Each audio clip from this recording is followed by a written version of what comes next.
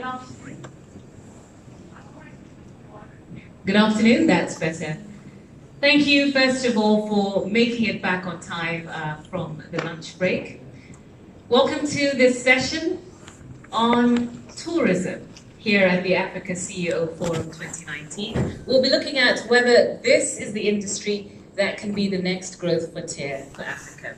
My name is Nancy Kachingira. I am the host of In Business Africa on BBC World News. That's a new weekly program that looks at the economic trends that are shaping Africa. And it's my great pleasure to be your moderator for this session. I am going to introduce our panel and our expert speaker in just a moment. But first, I want to ask a seemingly random question, but I promise it's going somewhere.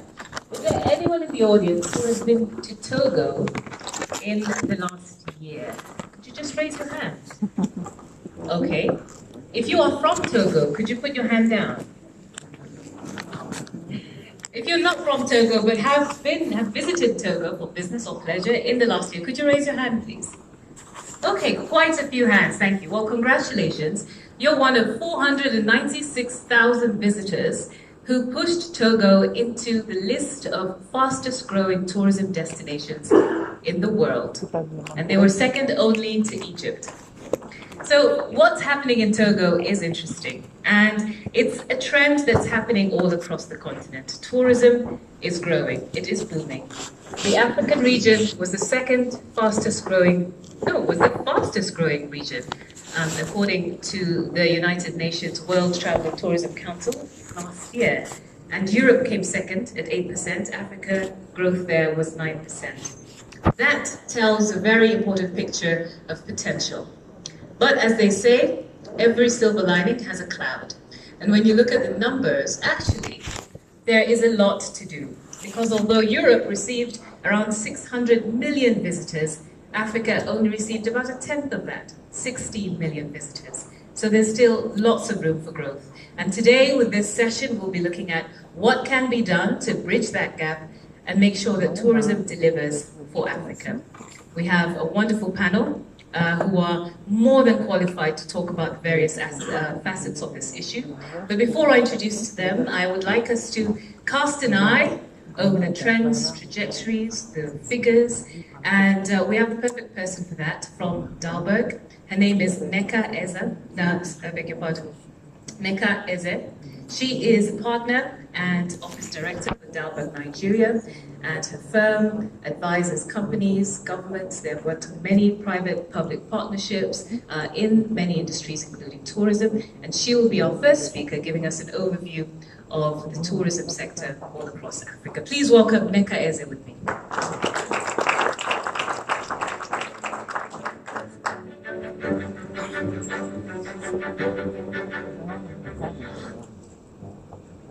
Good afternoon. I guess we have a bit of a difficult post-lunch slot, but maybe I'll just start with a bit of a story.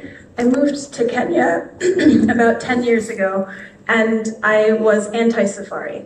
And part of why I was anti-safari is because I kept hearing from people about the fact that I should go see these animals in Africa, and I was like, I'm not in Africa to see animals, I'm in Africa to do business. And it was only with really starting to understand the market and its importance really to Kenya that I said, okay, let me go see what all these people are doing to earn Forex for the country. And I think at the same time, the country was really focused both on the international, but actually how do you increase the domestic tourism? So I'm happy to say I've been on quite a number of safaris now without that feeling of going to do just the safari, but also doing business.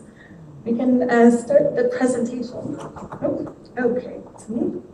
Great. Other way around. Okay. Here we go. Great, so the next frontier, and I guess Nancy has already started to share some of these figures, right? But I think the exciting thing is that Africa is growing quite quickly when we look at tourism across the globe. So we look at this question of how do you actually grow tourism receipts, And then also, how do you grow the number of travelers that are actually coming into the continent? But I think there's a lot of excitement here. As Nancy mentioned, 63 million passengers, if you will, arrivers into the continent, which is a growth of 9% over 2017, and then $37 billion in terms of the actual tourism receipts that we're calculating coming into Africa. Again, about an 8% increase between 2017 and 2018. So hopefully some excitement, definitely above the global average, hope maybe some room to grow in terms of the growth rate. I think the other thing to mention, though, is that really there is a strong economic impact in terms of tourism. I think there's a number of things that have been fueling the excitement of African governments. I think in the first point, significant contribution to GDP. Second point is this question about how do you actually drive employment and the significant potential there in terms of the services industry. And then you also have quite a lot of forex being generated, and both in terms of the exports that are going out and the money that's actually spent in the countries. So we are seeing a lot more focus from a number of the African governments on driving tourism into their countries. There's a number of things sort of underlying this, of course. One is, of course, this question of visa policies. The other one is investments in infrastructure. And then this question about how do you actually do investment promotion in a way that brings investors into your country.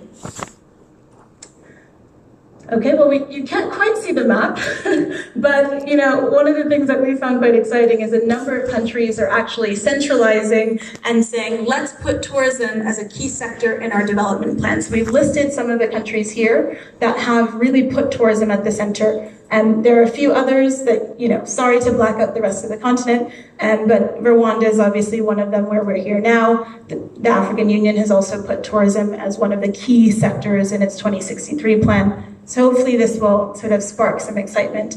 Hopefully the rest of us Man U fans are not too sad that Rwanda decided to go with Arsenal, but I think this is one of those things that is really showing the changing face of tourism, where you have a country really going out to say, let's come to this country and market the country as its own, where if you look maybe 5, 10 years back, if you remember the different ads on CNN, there's a lot of interest in Central Europe and Macedonia and other countries. You're seeing a lot more of this country-specific, African country-specific marketing. I think that's a very good sign for maybe what could come next. I guess one of the questions is, what does this all mean for business? What are the opportunities? What are the challenges that we need to be thinking about? And maybe some reflections and ideas to share as well with the panel as they continue to have this conversation. So I think one is, how do we think about these primary tourist investments? Those are primarily around the hotels and the airport infrastructure. Two is, where are those opportunities for more creative collaborations? So public and private partnerships that bring both the public sector and the private sector, but then also think about social capital, social sector capital that can come into play. And then finally, what are those investments that go beyond those primary investments into the secondary areas, whether that's around agriculture and thinking about high quality agriculture and agro-processing to serve the tourism sector, or that's thinking about things like the other skills around the primary tourism investments. So in the first case, in terms of the hotel side of things, and this is just an example, we are seeing significant growth, and you've seen here on the chart sort of continued year-on-year growth in terms of the pipeline of planned new hotels. I think some of the panelists can share a bit more about their experience with whether or not we've achieved the pipeline itself. But one of the things that we keep hearing is that there's even more potential. And so we keep seeing investors who are excited about building their hotel chains into Africa, as well as investing in new hotel chains to really tap into that demand. The other piece that we started to flag is public-private partnerships, and how do you think about actually bringing together different actors? One example I've highlighted here is a partnership where MasterCard Foundation has really partnered with the government of Rwanda on a program called Reading, where they're really developing skills in the tourism sector. So they're bringing $50 million investment. We're working directly with them on this to train really 20,000 youth and employ them into tourism sector in Rwanda, as well as look at how do you actually create high-value agriculture jobs that serve the tourism sector as well. I think there's a lot of midterm goals that they're quite focused on, but the idea is obviously you have private investors who have their hotel chains or who are interested to build hotel chains. How do you bring some of the social capital in to actually support that, particularly given the skills challenges? Just another example, other opportunities sort of beyond, this is from some work we did in the Gambia where we looked at some of the different sort of breakdowns of revenue across the chain where there are opportunities beyond the hotels. What else is actually needed to build that ecosystem when you look at tourism?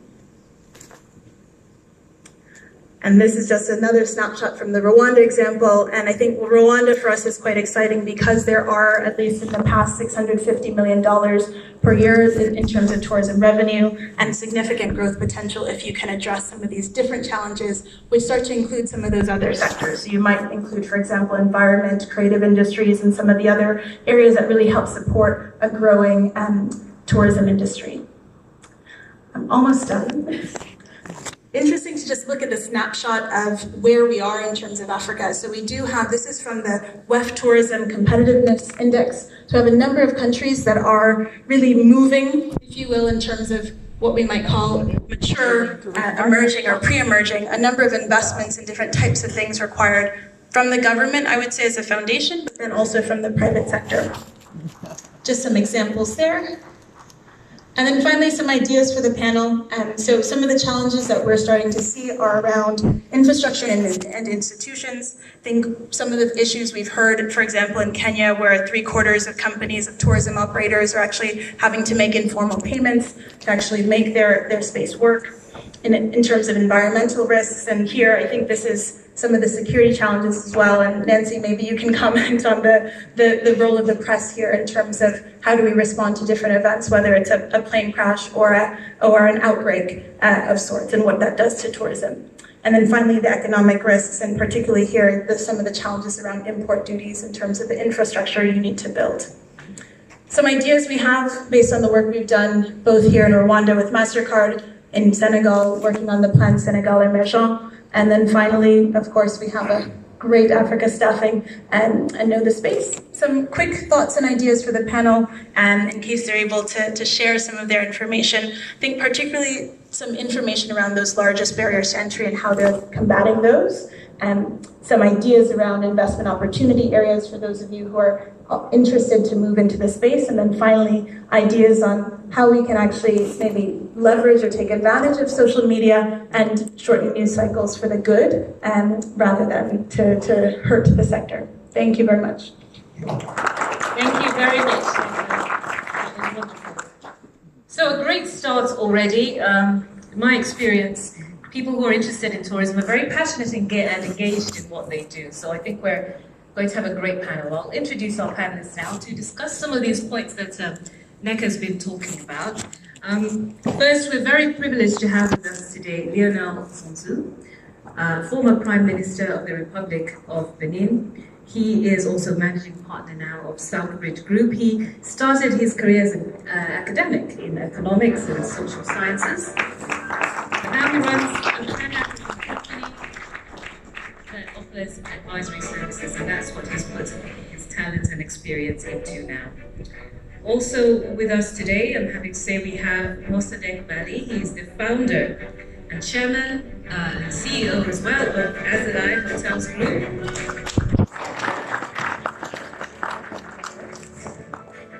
Now, you may call him the man who convinced a development finance institution to finance a hotel project in Mali in 1995. That cannot have been easy, but he did it. He started with a single hotel in Bamako, and he now has a chain of, is it 8 now? 8 business hotels? 9. That must have happened since last night. 9 business hotels. He's a busy man in 5 West African countries. He's brought thousands of jobs, millions of dollars into the continent. Also with us today, we're very happy to have Sebastian Mikosh, Group Managing Director and Chief Executive of Kenya Airways.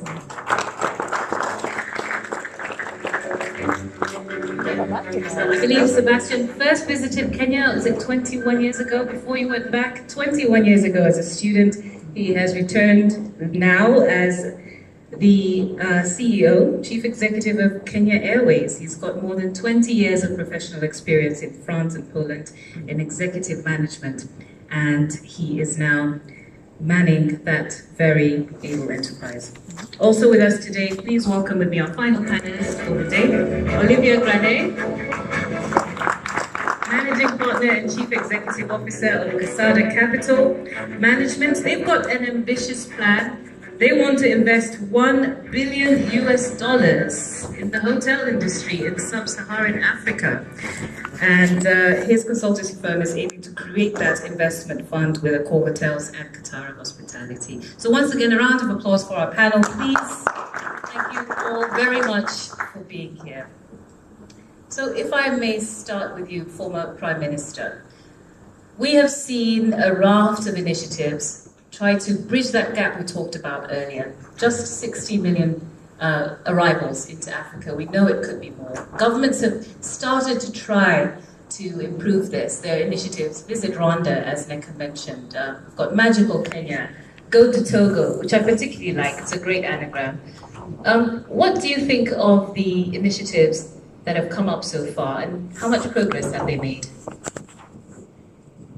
Should I speak in English or in French? Do we have a translation? Do we have translation? I've been... Perhaps English would be easier. So maybe I speak Canadian. Half in French and half in English. First, good afternoon. Thank you very much for the invitation. And thank you for the question. When I became Prime Minister, it has been a very short experience, but very new compared to my private sector background. I discovered how much we were in need of a tourist industry. You know, across sub-Saharan Africa, if we do not take initiatives, we will have a very high growth, because 5–6% is overheating. It's very high growth. If it were in Europe, it would be sort of unsustainable. And despite that, we are not creating jobs. We have no inclusive growth. And one of the reasons is we have a very capital-intensive model in Africa. The most capital-intensive, with the least possible labor content, is to invest in energy, in mining, in water supply, in infrastructures like roads. All that creates externalities, but no job. So today we absolutely need all the potential initiatives which would create very qualified or less qualified or non-qualified, but a large scope of jobs for the youth.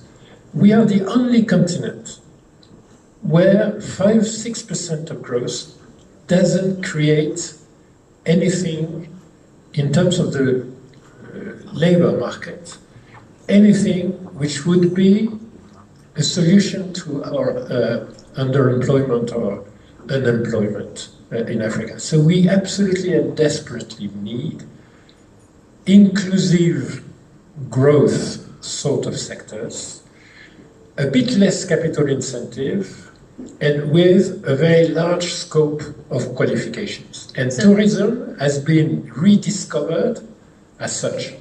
Because as it has been mentioned by Neka, the number of countries where tourism is a significant contributor to GDP is a very low number. You put a map with the countries having ambitions in tourism. You have omitted Benin, so I'm very, very sad. And you have omitted Togo that you have congratulated just before. But I mean, all countries now realize that. But actually, you can speak of Morocco, Egypt, South Africa, Kenya. There are exceptions. So we rediscover that tourism is, in a sense, ticking all the boxes. But in terms of public policy, to deliver that is very, very complex because it's totally systemic. You cannot say, I will progress my investments in tourism if I have no transport solutions. And I'm a good client of yours, Mr. Mikosh, and I appreciate a lot, but not that many countries have the proper air and connectivity and mobility solutions, but air transport solutions. But you need healthcare, you need training, education, you need a lot of public goods. That is a very, very good point. We will come to certainly the challenges. But you mentioned something interesting there about the potential that this sector has to create growth that is not jobless. Mossadegh, if I can come to you, what has your experience been? Because you have employed hundreds, if not thousands of people. You've built these chains in different countries. But what's your experience been in terms of the potential and the environment for realizing that potential? Thank you, and thank you to the organizers for inviting me on this panel. Definitely, as the Prime Minister said, our countries are already discovering tourism, but yet I think there is still some education to do, because I sometimes come across some financiers who tell you that tourism is not on their agenda. So I really don't understand why it's not on their agenda, because as the Prime Minister said, it's one of the sectors which creates a lot of jobs. And the CEO of IFC said yesterday, Philippe, that we need to create 1.7 million jobs every month on the continent if we want to keep our youth on the continent and prevent them from dying in the desert and or the Mediterranean Sea. So where can we get these jobs? And definitely tourism is one of the best sectors to create quickly and on a fast track process these jobs. And our personal experience, we started with the help of IFC, a hotel in Bamako. Actually, we bought a state-owned hotel, 77 rooms, Grand Hotel de Bamako, which we refurbished with the instrumental help of IFC. And 25 years later, we have 10 properties, not 9, 10 properties, 1,100 rooms. But what is very important and what I want to pinpoint is that we created 1,000 jobs directly and 1,000, close to 2,000 jobs indirectly. So this is what tourism can bring to our countries. But we have not created only jobs, but we have had a real impact on local economies. Whenever a hotel opens in a city, it has an impact on local economies. We pay taxes to the central government. We pay taxes to the local government. We make women sell vegetables, meat, fish. We make security agencies work. We make car rental agencies work. So it has a real impact on the economy. So definitely Azalai is just one example of what can be done in this tourism industry. And no doubt that's an example that you have been looking at, Olivier, as you embark on your ambitious plan. But we've seen this number of hotels of rooms since 2012 almost double across the continent, as well as those in the pipeline. But do you think that's enough? Is there room for more growth? Well, first of all, thank you for your invitation, and thank you for organizing a dedicated panel on tourism and hospitality, which I just mentioned by Lionel and by Mossadegh, who is what represents the industry and the 10% of GDP, and the impact on the job is really a need and a driver for future growth in the continent.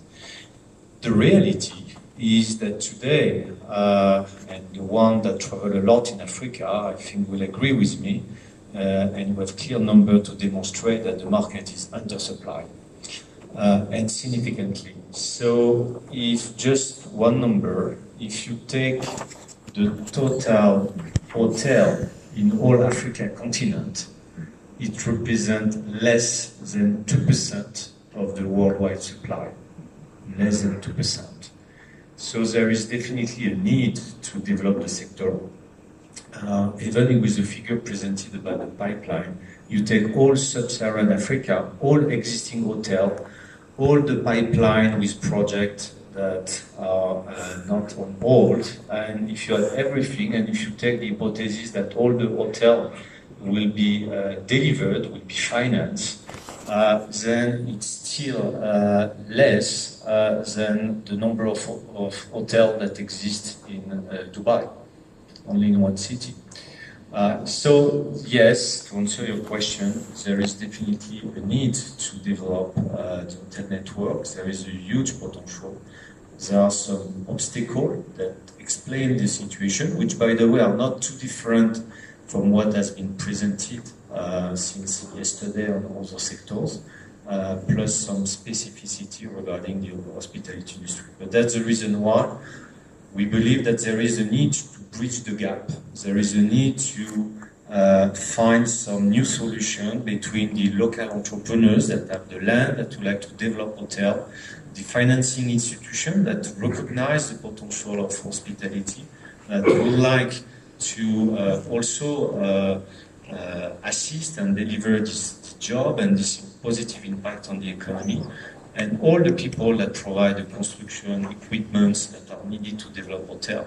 But there is a need to bridge between these different players and to reach what we call the critical size in order to develop a number of hotels and to develop some hotel with some solutions that are well adapted to the African market in terms of water, in terms of energy consumption, and some hotels that are not only the infrastructure but all the service and the education that is also needed in order to have the good experience for the guests traveling to the continent.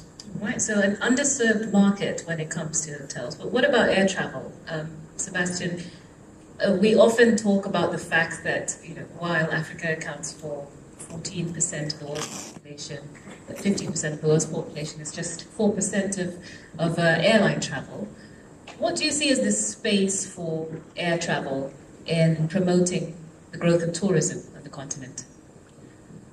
Yes, the air travel in Africa is less than 4%. According to IATA, it's 3% of the seats available. So actually, it's very close to what Olivier was saying in terms of capacity of rooms, and it's a coincidence, but the figure is almost the same.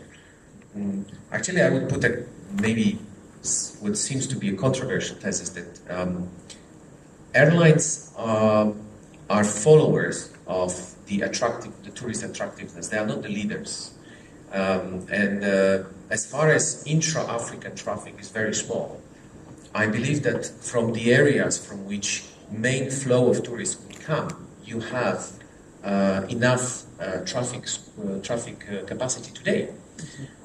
Because there are a few countries in which, yes, indeed, it's pretty difficult to reach them. But most of the countries in Africa that have some tourist background or tourism infrastructure, you can go there very easily. And actually, there is also another important point in airlines. However, it might sound strange, airlines as such are not focused mainly on tourists. You have part of the airlines which is called charter industry, which is very close linked to the tourism itself.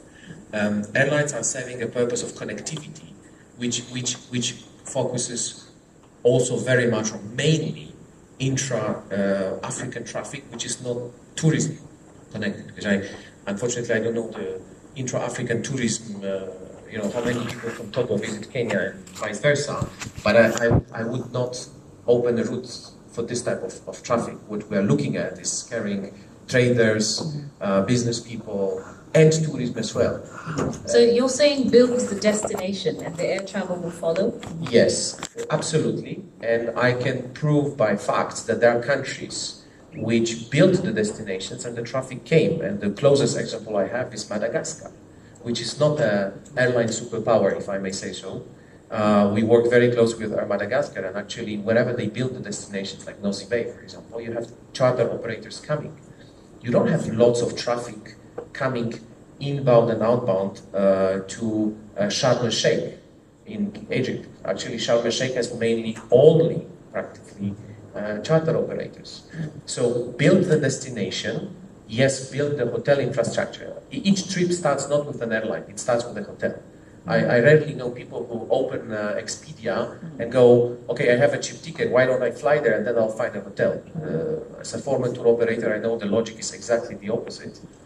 But build a destination at a competitive price. Because today, we're completely out of the market in terms of prices. And travel to Africa, if you look at the whole worldwide free time spending industry is extremely expensive. And this is why tourism is growing, but it could grow much more if we were more competitive in terms of packages. Well, that's an interesting way that you put it, a new perspective, because it seems the traditional received wisdom is that it's the other way around. And people look, for instance, to Ethiopia and say, well, this is a travel destination that has grown by 48.6% in the last year. That's because it's become a hub by growing its aviation industry. So do you see that perhaps as a counter to your point that you build the destination first?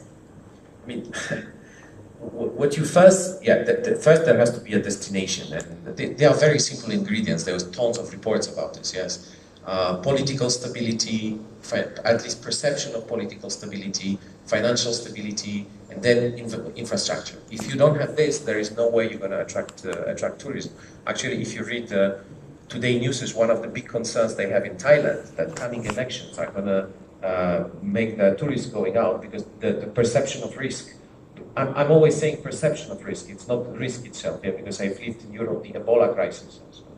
Ebola was considered one big African issue, while it was much further away than just 3 countries. We can go yes. far, yeah. So the perception is the first thing. But then you have to look at how the tourist is acquiring today to travel. And actually today most of the distribution is done by tour operators and online. So the packaging is what is the key. If there is a demand, then airlines will follow, and actually charter operators will follow. Right. So this perception of let's put an airline and then there will be a hotel and then maybe tourists will come, for me is not the right way of succeeding in bringing more tourists. Okay, I'd love to hear what the other panelists think about this. Mossadegh. Thank you, Nancy. Well, I would like to reflect on this statement and mitigate it a little bit. When we talk about tourism, we talk about travelers. So we have business travelers, we have leisure travelers, we have conference travelers. So we're talking about an industry. We're not talking only about people going to the beach or visiting the gorillas here in Rwanda. So it's a whole one. Second, I think they go together. You cannot develop a destination if you don't have air connectivity. It's just impossible. So they go together. It's parallel. They go together. We need airlines. We need roads. We need airports, and we also need hotels. I don't think a hotelier will put a hotel in a city which does not have air connectivity. So would you say which would you say comes first? I don't like to see it on that way, like the egg and the chicken. So I think. They are all necessary. Prioritize. They are all necessary. Today you have flights going. I think Kenya Airways is flying to Juba. Yes. And Juba is not a tourist destination, so you do need air connectivity. I remember when we were building our second hotel in Bamako, we hired a Tunisian engineering company, and at that time there was no direct flight Tunis to Bamako. So I flew via Paris, via Alger, via Casablanca, and at one point I went to see the ambassador and said, if you want to develop your relationship with Mali, why don't you put Tunis Bamako? And they did, and today Tunisia is flying 5 times a week to Bamako, and the trade flows have grown dramatically between Tunisia and Mali. And Bamako is not a leisure tourist destination. So I think they go together. All right. Would you like to weigh in on this? I fully concur with what Mossadegh has said. It's a system, it's an ecosystem. But maybe what comes first is the consistency of the political vision. At a point in time, you need to be sure that the public policies are not going against.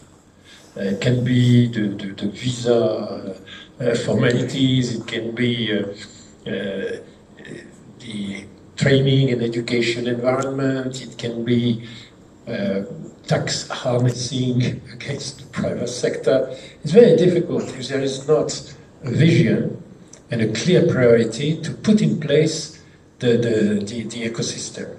And it can be policy in terms of culture, for instance. If you take Benin, we have made some progress, maybe less than Togo, but sort of 100,000 more travelers in 1 year. But we have rehabilitated the park in the northern part of the country with the Rwandan experience and the South African players in terms of investments and in terms of operating this national safari park. We had a policy asking for the works of art having left the continent in times of colonial war to come back in order to be able to have the proper museum environment and access to the works of art and history. That's been very controversial, but in a sense it's a part of the political vision. And I think that this comes first, but after you need to have a systemic action, which means it's costly to develop tourism. And it is financially, it requires, and I speak as a controller, great specialist, but it requires quite exceptional skills to make that a profitable business. Because if you only deliver externalities, jobs, agriculture development, service industry development, but you make no money for you, you have a problem.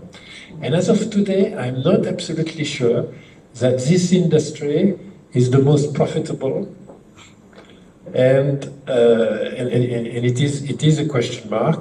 Well, our interest rates are quite high. The equity is quite scarce.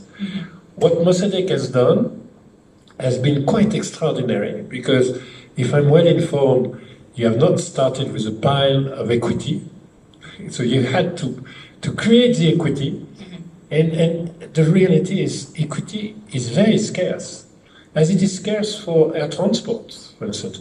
It's a scarcity of equity in an industry where you have to invest quite significantly at the beginning, means it is, in terms of execution of any project, keep in mind that we are maybe the continent where delivering a construction, delivering a hotel is the longest in terms of bureaucratic constraints, legal constraints.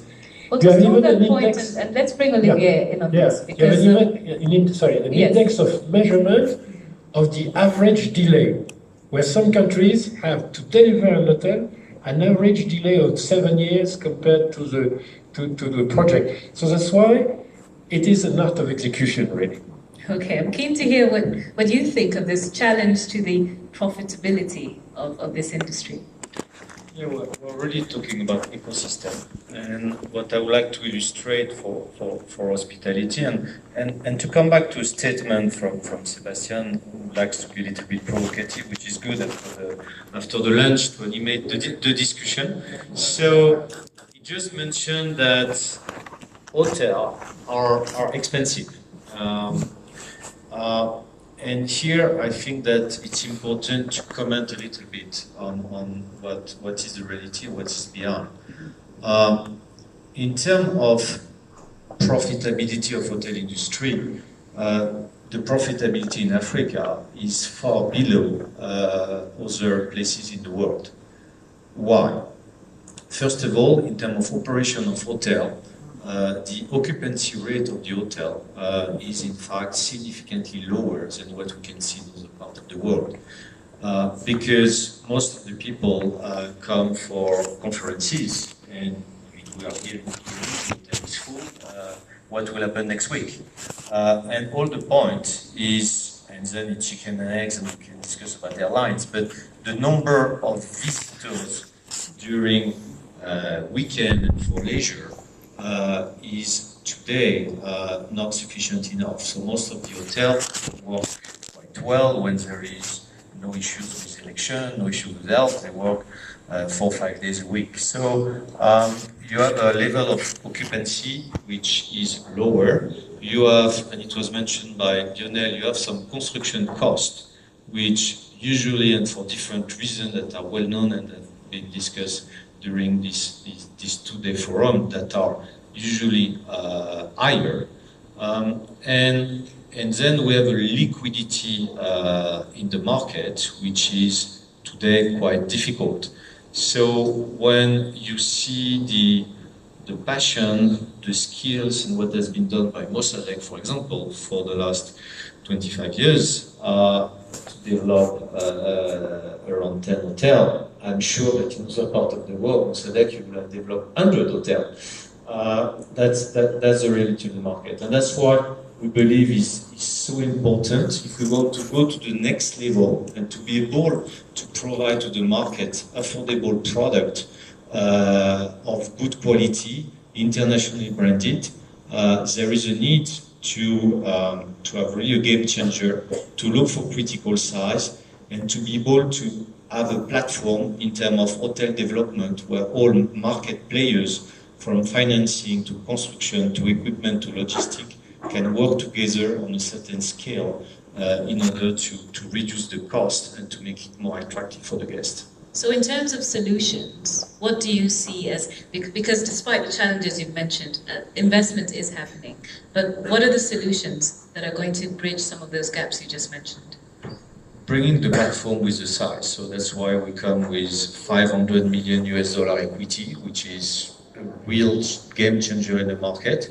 There is nothing comparable yet in the market in Africa for hospitality industry. This is something that exists and that has been proven in other parts of the world, in Europe, in US, in Asia, but does not exist in the market yet. It exists a little bit because you have some financial vehicle in South Africa. It exists a little bit in Morocco, but for the rest of the countries, it's limited, except some a few groups such as Ally and other brands that exist.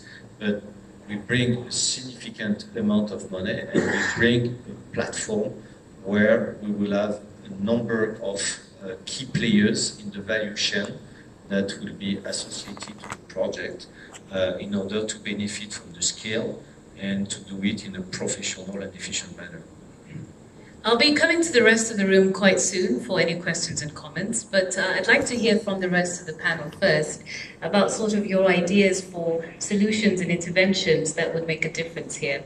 Sebastian, if I can come to you, because you know, you've obviously raised this controversial point that we might be thinking about it the wrong way around.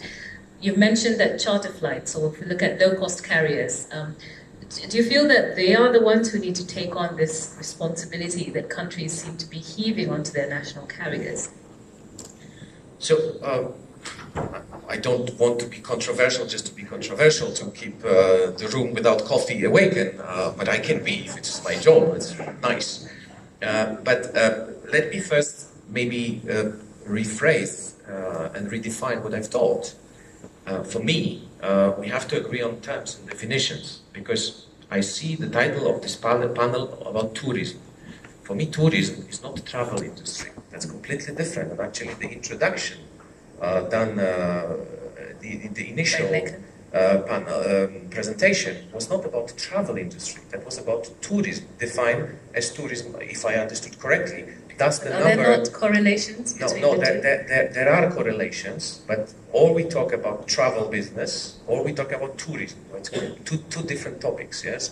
65 million tourists into Africa, it's tourism. People who don't come for trade, who don't come for business purposes. What we do today in Rwanda in this conference is not tourism. This is business industry, yes? This is business travel. You can call it MICE, but it's not part of free time, of leisure time that you spend out of your money for there is a very precise definition of tourism, by the way, of what is a tourist stay. Therefore, yes, we fly to Juba because it's not a tourist destination, like we fly to Mogadishu, but we also fly to Seychelles and Mauritius for both purposes. So, in the risk of, not controversial, but when you say about an ecosystem, yes, there is an ecosystem, but the debate of the chicken and the egg should be solved, because we can debate the chicken and the egg when we come back to are we all coming from Kenya or not, yeah, from the Rift Valley. But in the business, we have to make a choice, and I'll make a choice of the egg before the chicken. And this egg is actually the hotel and tourism infrastructure. And the tourism, defined as I understand, this is why I quoted Madagascar, but I can quote other examples. I was really referring strictly to the leisure tourism, called safari, beach tourism, green tourism, whatever you call it.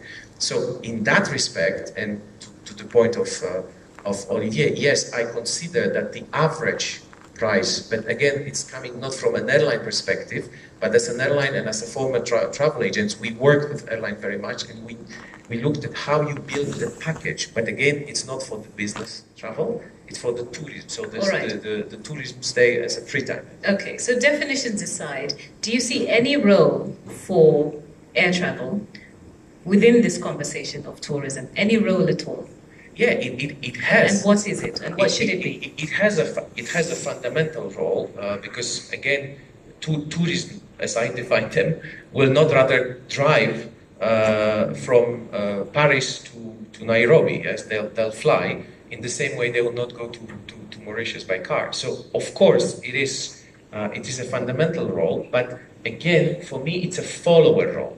Why? Because I have countless examples of European countries which has built airport to attract tourism, but there was no infrastructure around, and then the airport remains just an infrastructure, because the airline will not fly to a destination because there is an airport, but the airline will fly because there is demand. And demand, in that case, comes from what can you do locally for any reason whatsoever, but we don't fly to destinations because there are airports. We fly there because there is a demand, or for a charter flight, so a pure demand of tourists, or a demand of business travel, trader. All right. This is how you follow. Okay, so you're passing the buck to the hotels and the other parts of the industry. That's fine. So, Mossadegh, because let's leave the descriptors aside, because you disagreed and felt that travel tourism is much more than safaris. But when we look at, as Olivia said, perhaps in another part of the world by now you'd have been able to have 100 hotels. What do you think are the solutions that could have helped you grow faster, or could still help you grow faster? Well, Olivier is right. I mean, Paul Dubreuil, the founder of Accor, his group started with one hotel in 1967 in Lille, in the northern part of France, Novotel. And today Accor is what, 4,000, 5,000? So definitely, but because Paul Dubreuil benefited from an ecosystem, and this is what is lacking on the continent, and that's why a hotel project is time-consuming and very capital-intensive, because we have to do almost everything. First, you have to fight to get land. In most of the countries, you don't have government policy, sound government policy, by which you have zones, you have lands which are affected to hotel development. Few countries do it, like Morocco, Kenya, South Africa, Seychelles, Mauritius. They do it, and that's why they are successful. Well, once you buy your land, very expensive. In cities like Lagos, Dakar, it's just awful, the price of land. Then you have to build. We are not in countries where you have good, experienced, financially sound local contractors. So that's why you have all these delays, because you don't have experienced contractors. And if you want to respect the deadlines, you have to import the contractors from Turkey, from China, from Portugal. And of course, they cost more than the local contractors. But on top of that, you have all these administrative constraints, let's be frank, you have all this corruption. You have, of course, the financing challenge. In France, for example, you have public banks like BPI, which will finance this kind of projects. On the continent, you don't have pension funds. South Africa does. You don't have pension funds. The insurance company do not play the roles. Usually in Europe, in America, most of the hotels are owned by pension funds, insurance, and public banks like the one Prime Minister worked for in his career. So it makes financing much easier. So what is the fix? What's the solution? Well, if I have the Not to solution. put you on the spot, but well, the solution is, help? well, the solution first, sound public policies. Make land easily accessible for hotel developers. Make it at a reasonable price. So that comes from local governments and the central governments. Have the pension funds, be it public, like in most of our countries, or private, like in South Africa. Insurance companies set up REITs, for example, companies, set up companies which will invest in the infrastructure, in the hotels, and then you will have professionals like us manage these properties. What we do, normally we shouldn't do it. We are hotel developers and we are hotel managers. Normally, it's two different jobs. We should have the insurance company, the pension funds, the public banks, the development banks, the DFIs, invest in the infrastructure and we manage. But because we don't have that ecosystem, we have to do both. And that's why instead of having a group of 100 hotels, we have only 10 because it's time consuming and it's very capital intensive. But coming back to the airlines, hotel rooms are expensive, but airlines also are crazy. By the way, you owe Olivier and me and Prime Minister one free ticket going back home. Going back home.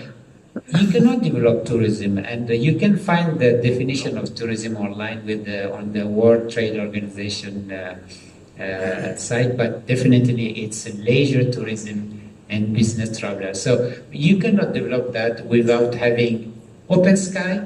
Okay. And I hope that the Open Sky Treaty, which was signed, I think, 2 years ago, this time will be implemented, Mr. Prime Minister, because the one which was signed 20 years ago in Yamoussoukro was never implemented, so that the airfare will come down. And I also hope that the 54 African countries will have the same visa policy that Rwanda has, and which enabled Rwanda to go from 40 million US dollar receipts to today 650 million. That's an example that's difficult to argue with. We're going to go to the room for questions just now, but just before we do that, just a quick one from you, because here we're hearing that, you know, visa regulations, open skies, that's the solution. Since 1999, the Yamoussoukro decision, nothing is happening. What are governments doing? How do you get from talking about this to doing it? I think you have on this panel the answer to all your questions. We don't want absolutely to discourage people to invest in hospitality and tourism in Africa, please. When I said it's an art of execution, Olivier has given some scale. Division of risks. Because it's one thing to be only in Bamako, and then you have a security problem, or to be in Abidjan, in Cotonou, in Burkina, and so on. Third, it is a contrasted situation in terms of profitability, because if it is lower than the rest of the world, it is not lower for value propositions. Strangely enough, the more the hotel is expensive, in a sense, the less it is profitable. But you have excellent concepts of value economy style of hotels, which are very profitable and among the most profitable in the world because they are easier to construct, easier to manage, and so on. Then you have the need of equity. That's why Casada is the clearest possible model for this new venture. And what Mossadegh has done, when you have not necessarily the base, the shareholders' base, you can use the private equity, and you have alongside you have professionals of the investment in hospitality. It would be easier if you had a very clear real estate style of players with pension funds and insurance, but private equity is an alternative to that and can complement the entrepreneurial skills. Okay. So in a sense, and Kenya Airways has created a hub, which is also an example of what we need, efficient professional hubs. So on the panel, you have a panel of solutions to go against the constraints. Okay. And then it means it can be profitable to invest in hospitality, but it is an art of execution. Very much about the scale. I'm going to quickly see if we have any questions. We'll come back to you just after we've had a question. Please tell us your name and go ahead and fire your question. We'll try and keep them as succinct as possible, please, just so we can get as many as possible. Go ahead. Thank you. I'm Ghada Ouidi from the American University in Cairo in Egypt. And let's talk about the entire continent, not just sub-Saharan Africa. North Africa is part of the continent. My question to the panel is, should we narrow the definition of tourism even further for Africa and talk about group tourism? Because I think, I'm suspecting that the larger number of tourists in Europe, for example, is the individual tourists, and the larger number of tourists in Africa is the group tourism, and for a variety of reasons. So I think if we narrow the scope of growth to group tourism, understanding that when I travel to Europe as an individual female and use safe public transportation, that was not created for me as a tourist. That was created for the citizens of the country. So I don't think we should overemphasize what tourism can do for our countries, given that this is a holistic infrastructure, citizens' rights issue that is not resolved in Africa. So should we be talking about growth in group tourism? Are these the numbers that we should compare with when we compare our numbers in Africa globally? And is this more realistic? Okay, thank you very much. We'll take 2 more questions and then come for answers before we do another round. Just tell us your name and go ahead with your quick question. Casper Condat, I have a software company here in Rwanda. You had beautiful examples of chickens and eggs, and they were mostly airlines and hotels. To me, in tourism, we also need an environment. I'm not flying either if it's just a hotel and there is no attractions. Who is to invest in making the attractions, which are definitely on the continent, more accessible and more attractive to tourists? Thank you. One more before we come to the panel for some responses. Good afternoon. My name is Natalie Munyapenda, and I work for the Next Einstein Forum. I also want to point out that what we notice, at least what I notice, is that the rush to become a tourist destination or to build the ecosystem often starts, I agree with Sebastian, it starts from the end instead of from the beginning. And the focus becomes on very similar tourist attractions in various countries. And so if I am traveling to Kenya to do a safari, there's also one in Tanzania, there's also one in Rwanda, I'm going to go as a tourist to the cheapest place. And so I find that it becomes a very vicious cycle that we're heavily investing in this because this is a new trend, but there's no discussion. Because when you're building an ecosystem, you start from the beginning. You look at the investments required, the skills required, the partnerships required, the regulation, and you work backwards over time. And what we're seeing today is people are saying this is a new thing, let's invest, let's work on our parks and everything. But your park is not really attractive. If I can get a nice park in Tanzania, more beautiful, cheaper, Kenya Airways goes there. You know, this is all the things that we need to be thinking of as countries, especially now with the coming in effect of the Continental Free Trade Agreements. I'm going to go where it's cheaper as a tourist. Okay, thank you. If there's anything in particular you'd like to respond to, I'll let you go first, Olivia. Well, in this discussion, tourism, business, what is leisure? Well, maybe let's take a perspective slightly different. I have 20 years worked for Accor, and for all large hotel groups, there was thousands of reports where everything was very well defined between what is business, what is leisure. I think that this is not valid anymore.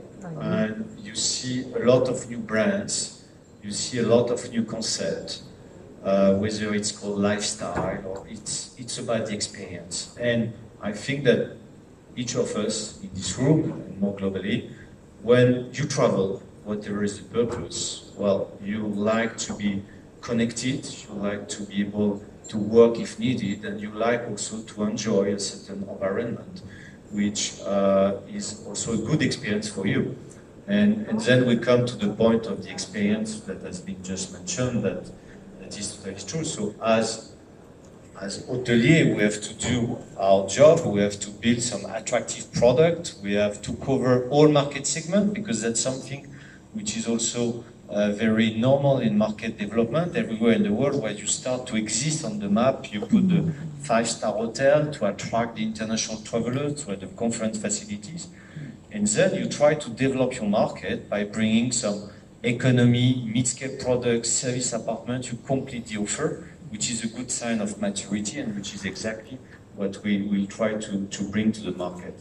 So I would like to have also a more positive comment on what we've discussed, because with Mossadegh we sit in a lot of hotel conference, and usually we look at each other and we smile, because we are used to listen to some nice announcement that everybody wants to develop, to double its network, to create a huge number of hotels, and we know what is the reality. Mossadegh is the one that has all the experience, and we, I think, look very carefully at the data, and we're quite realistic. So we know that this is not going to happen if you don't understand the reality of the market. But once you understand the reality, yes, there is huge perspective. We have two key bets, because we create something which is based on Accor investing 150 million US dollars, which is a certain commitment, and you have the sovereign fund of Qatar investing 300 million US dollars, which is a lot. So there is a vision, there is a clear commitment on Africa, and this is based on two bets. One, that step by step, airline and hotel will work together to bring more guests, and that there will be, Mossadegh has been pioneer. We will become a kind of pioneer, and with a positive track record, more financial vehicle, more financial solution, step by step, will be developed in the market. I like that, because it's very positive, and I think ultimately the trajectory is positive. We've tried to hash out some of the issues, but ultimately it is a positive trajectory. We'll just quickly go to responses for those other two questions. If there's anyone who'd like to take the one about the attractions, who is going to develop the attractions? And then there was a question about diversifying, all the countries having the same sort of attractions. Would you like to respond to either one of those? Yeah, but we are trying to make attractions on board, but I don't know how to grow and define attractions. Just two things. I agree with Mossadegh on the prices of the tickets of African Airlines, actually. And that's given me a very good opportunity to show that, first of all, the market is growing, the business is growing, but the scale is one of the key elements where the prices will go down, because the logic of the airline is very similar to the logic of the hotel. Mm-hmm. We have very low cabin factors, the same way hoteliers have very low bookings. So the moment market will continue growing, the scale will come and prices will go down. Assuming that airlines and hotels, I don't know for hotels, but airlines are not the main source of taxations for the government. Because if you give me 10 minutes, I can show you how do you build the cost of an air ticket, and you will see how many taxes and how many monopolists we do have. And on average today, African infrastructure in airline is 30% more expensive than Europe, with a GDP per capita that is significantly lower. Coming back, just one sentence about this group tourism. that the lady was asking. Actually, I mean, I have again a very straight view on that. Egypt is a specialist of group tourism, and that was a choice, conscience, and it works. If I take Kenya, we are absolutely not a group, and actually I think that even Rwanda is not a group tourism. It's more a top-end market, and actually where Africa is today very present, and this is why we, for example, launched New York flight, is that people do packages but on individual basis. So they design a package from Monday to Thursday. They can pay $1,500 per person to see a gorilla, $600 for a lodge, and come and spend $20,000. However, you have to then really acknowledge that you are touching 1% of world travelers. So you are in the top end, and then you compete with Bali, you compete with the Maldives, you compete with Cancun or any other destinations which has a top end product. Therefore, I would not divide tourism as group or not group, but I would recognize that different countries have to offer different approach to who they want to attract for visiting, tourism or leisure. Must be a well thought out strategy. Okay, we have to wrap it up, but I'll just allow our final two panelists to either respond, you'd like to the question about, well, actually, Sebastian touched on both of them. So if you've got any final submissions or would like to respond, go ahead. Well, yes, about the attraction, tourism. Bear in mind, tourism is just an economic activity, and probably it's one of the activities in which you cannot copy and paste. So each country has its competitive advantage, has what it can sell. My home country, Mali, cannot sell mass tourism compared to Egypt, which has Sharm el-Sheikh. We can only sell cultural tourism. So definitely, for the attraction, each country has to identify what it can sell to the tourists. Former Prime Minister. I will concur absolutely. I mean, it's not a competition of who will be the cheapest for a certain product. It's difficult to deny that Africa is attractive. It's obviously, in terms of diversity, human diversity, cultural diversity, landscape diversity, environmental ecosystems. It's very, very difficult to be more diverse in a continent which is the second largest in the world. So with 30 million square kilometers, which is the addition of China plus the Indian subcontinent plus the whole of Europe plus North America, if you do not find something else than comparing the prices of the safari to take the cheapest, I think it's a bit of a peculiarity of personality, because really we are probably the largest offering of diversity. Very rich in resources. Thank you so much, gentlemen. I think one thing you've certainly left us to remember is the scale that seems to have been a very big point here. And that is where we can look to things like the African Continental Free Trade Agreement and things like this that bring people together, bring investors together to look at scale to try to achieve that. Thank you very much, gentlemen, and thank you to our audience as well for